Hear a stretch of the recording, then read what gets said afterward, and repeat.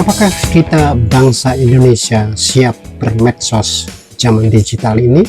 Saya tidak ingin mengatakan siap atau tidak siap, nanti bikin baper.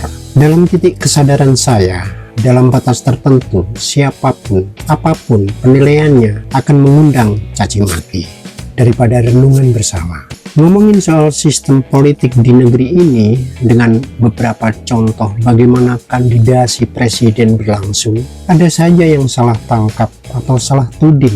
Dituduhnya saya mendiskreditkan capres pujaannya, padahal saya fokus ngomongin sistem politiknya, bukan capresnya. Tuduhan itu kemudian disertai komentar yang seronok yang memperlihatkan tingkat literasinya. Itulah beberapa teman saya jadi takut bermedsos atau setidaknya lebih banyak memilih topik makanan atau tempat wisata yang unik daripada diserang netizen plus 62. Kenapa bisa begitu?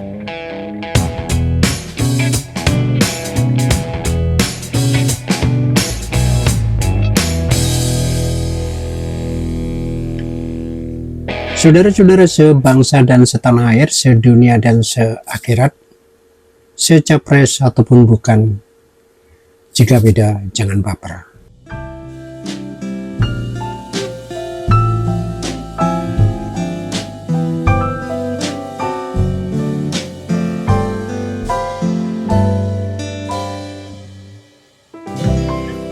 Ini episode personal.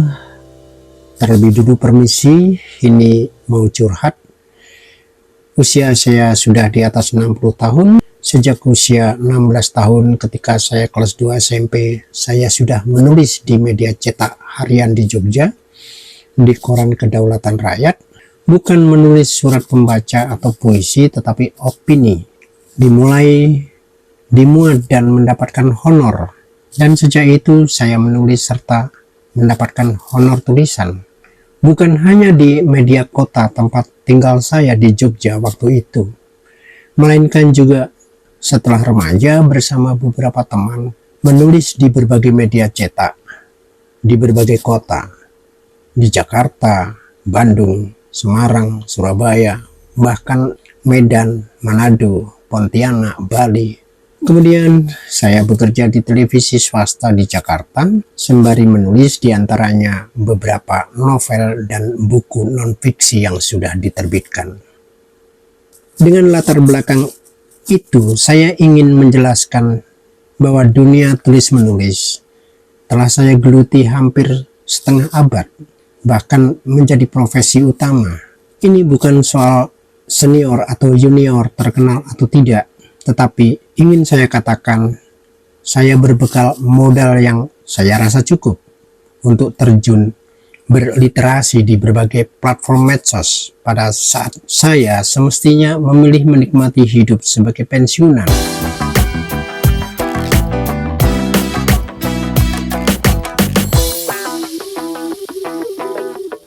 Namun sebagai orang kuno dari generasi analog, ketika bermedsos saya acap tercengang, terperangah, takjub, juga sering gemetaran menghadapi reaksi netizen di Indonesia ketika saya belajar bermedia di jejaring medsos, entah itu di Facebook ataupun di YouTube.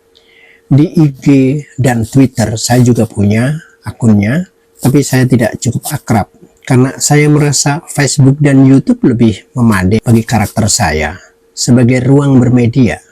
Bermedsos bagi saya ialah bermedia, berkomunikasi, dan berbagi informasi. Karena begitulah perkembangannya, kini hadir medsos yang memberi kita ruang lebih leluasa untuk mengekspresikan diri, menyampaikan pendapat, dan bertukar pikiran. Sesuatu yang di zaman dulu harus melalui tahapan-tahapan deret ukur, meritokrasi, dan birokrasi. Menyampaikan pendapat atau opini pribadi di media waktu itu harus melalui seleksi, kurasi, melewati penilaian yang disebut redaksi.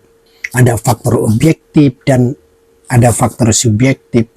Itu berbeda dengan zaman sekarang yang semua anggota masyarakat adalah tokoh masyarakat. Itu kesimpulan laporan utama Time Magazine pada tahun 2016. mengenai maraknya medsos di dunia, di mana dominasinya adalah bullying, perundungan, dan hate speech, ujaran kebencian.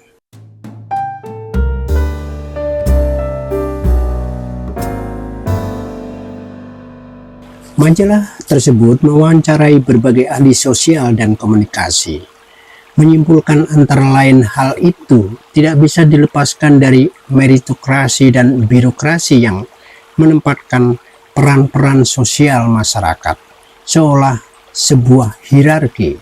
Masyarakat awam adalah masyarakat awam dan tidak bisa diakses oleh sesiapapun kecuali yang berinteraksi langsung dengannya. Sekarang sesiapapun, dimanapun, kapanpun, bisa ngomong apa saja dan bisa diakses oleh siapa saja, di mana saja, dan kapan saja. Dan semuanya bisa tidak terduga karena ukuran-ukuran, nilai-nilai baku dan yang disepakati dulu. Semuanya bisa menjadi tidak berlaku, tidak relevan. Setelah Pilpres di Amerika Serikat memenangkan Barack Obama, tidak lama kemudian di Indonesia muncul Jokowi sebagai Presiden Indonesia dengan latar belakang yang sama sekali tidak terbayangkan. Bahkan bisa 2 kali mengalahkan sosok dengan latar belakang yang masih dipuja dan mendapatkan banyak dukungan, seperti halnya Prabowo yang dengan latar belakang militer tetapi juga berwajah pengusaha serta bohir, idola pada waktu itu.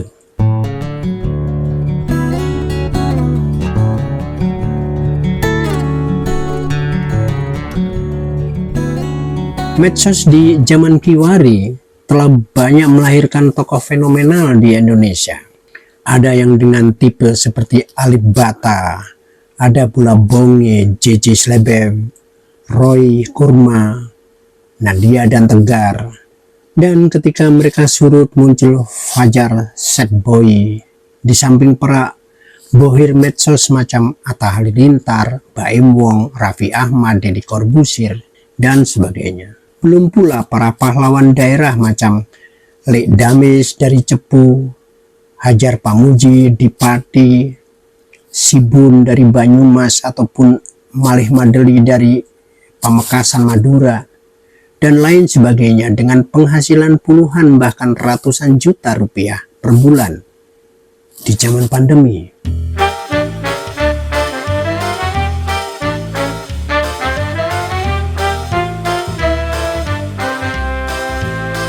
Ketika memakai media YouTube untuk bermedia, mengupload video-video, saya menolak mengikuti saran admin dan para ahli YouTube dengan konsep dan teori bagaimana algoritma bekerja. Saya bermedia karena saya ingin mengekspresikan pikiran saya. Sebagaimana manusia bebas, independen, saya menyukai berbagai topik dan menolak ajaran mulia kalau ingin sukses jadi YouTuber fokus di satu masalah saja. Dasar filosofisnya berbeda. Platform YouTube bagaimanapun juga adalah media. Ia pada mulanya tidak dirancang sebagai alat untuk mencari uang. Dengan pilihan itu saya sadar YouTube tentu bukan media untuk cari uang bagi saya.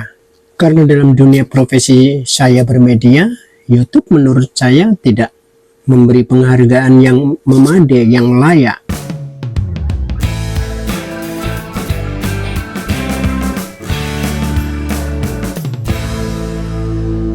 YouTube baru memberi penghargaan memadai pada mereka yang patuh pada saran dan ideologi YouTube, yakni eksploitasi, melayani atau menjadi budak nafsu pemuasan publik.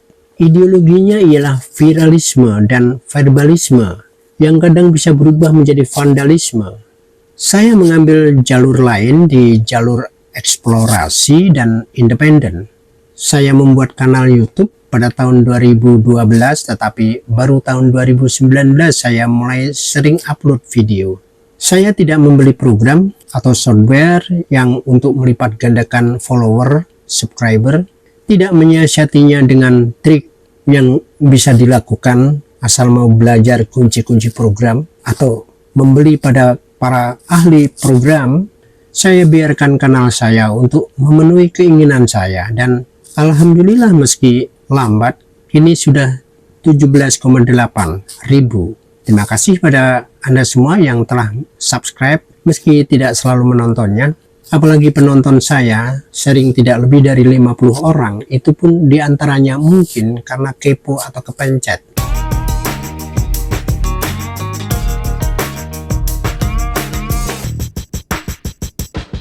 Sebagai bukan siapa-siapa, orang yang lebih di posisi belakang layar, bukan artis, bukan orang populer dalam konteks budaya populer. Saya tahu resikonya, tapi saya bahagia dengan pilihan saya, beropini secara independen, suka-suka saya, tanpa pretensi, tanpa tendensi, kecuali keinginan untuk bersama, belajar, berbagi. Karena di dalam bermedsos, Bung Karno sudah menubuatkan rakyat kuat, negara kuat. Rakyat kuat yang bagaimana? Ya, yang mampu menahan diri untuk tidak gampang menuding lian sebagai lawan. Yang toleran terhadap perbedaan sebagai wahana untuk kebersamaan dan mempunyai rasa hormat, apresiasi untuk mau mendengarkan lian. Lepas dari soal setuju dan tidak setuju. Rakyat yang terlatih karena berbeda. Karena dari sana kekayaan kita untuk lebih cermat melihat inti permasalahan kita bersama. Rakyat kuat yang tidak mudah baperan hanya karena berbeda pilihan politik, apalagi cuma karena beda capres.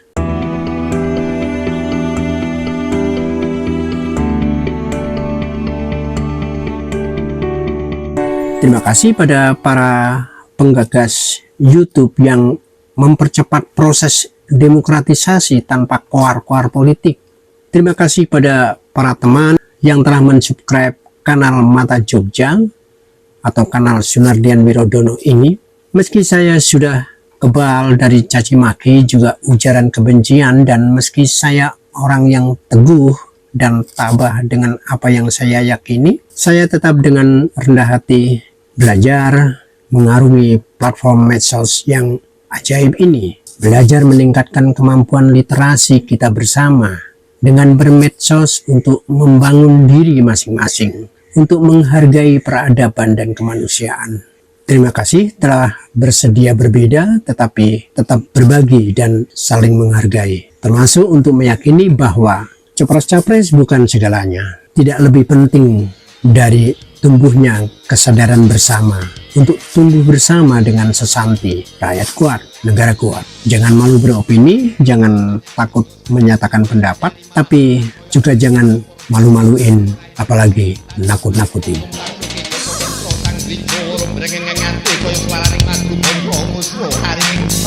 Yang ngatos lumeng sereng rakti sang resya mas aku